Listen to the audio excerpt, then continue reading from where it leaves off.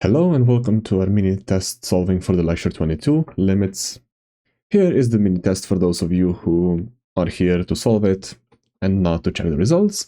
For those of you who are here to see if you did everything correctly or to see where you went wrong, let's get ahead with solving. For the first limit, we have this hell of an example. So let's try substitution first. We insert the 2 as x and we get 0 divided by 0, meaning we need to use one of the techniques. I think factorization would be the easiest for us. So we broke down the difference of squares, we cancel out the common factors, and we're left with x plus 2, which if we insert x as 2, we'd get 4. That was it. That was a very simple example, hopefully it didn't cause any problems, although it is a new subject, so might be slightly hard. So here we have a rational function where we took out the point at x equals 1, and we replace that point with 5, so a constant 5. So we need to determine if the rational function is undefined at any axis, and if it is at x1, well, in general, we need to find the limit of the function here at x equals 1 to see if the limit is equal to this number as we're inserting this point manually into the graph. So imagine something like this. Let me get a pen. So let's say this would be like a curve like this, and we're thinking if this point is at x equals 1, does this point have y value of 5? Or what the y value of that graph is?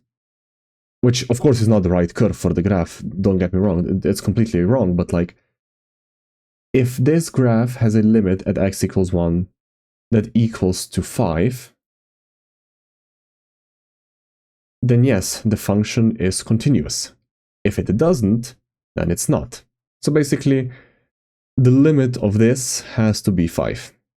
It's an easier version of the example that I mentioned in the lecture. So if I insert 1 instead of x, we get 0 divided by 0, as we clearly see, hopefully. So I will factorize and determine the limit in the one point that this function isn't present in our f of x.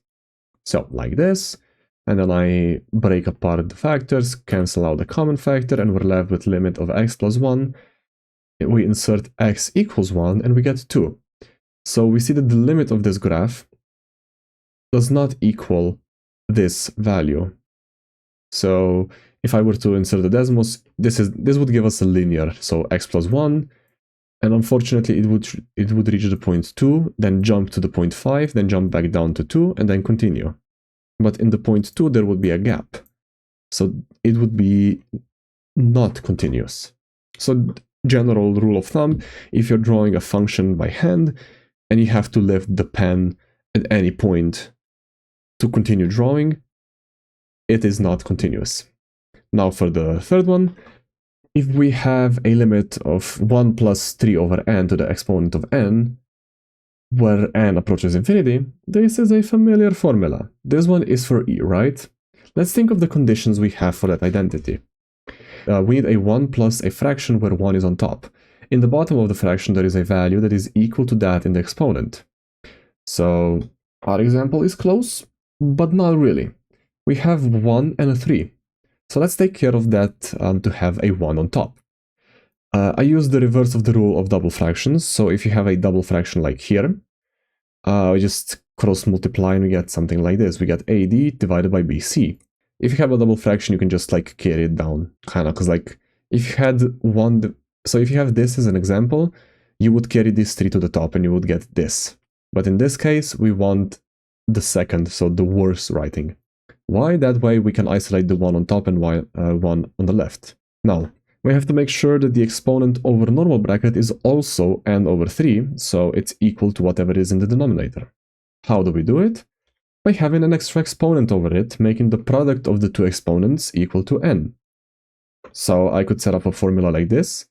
A raised to x raised to y is equal to a raised to the product of the two, which equals to the a to the power of n.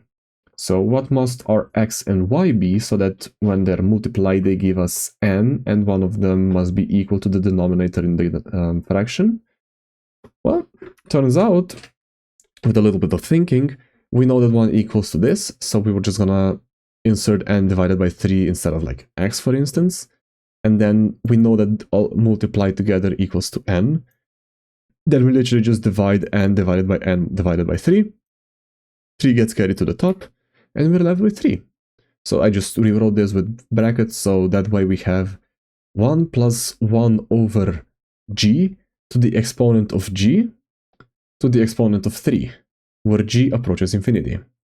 So I just replaced the n divided by 3 with g in my mind to make it easier for me to solve it, which gives us the inner bracket, so the orange one, gives us e, and then accounting for the purple bracket or the pink bracket, we have the exponent of 3.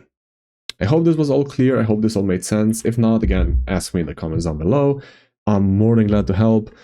If you have any questions, feel free to ask. I'll gladly help. Thank you all so much for tuning in, and I'll see you all next time. Bye!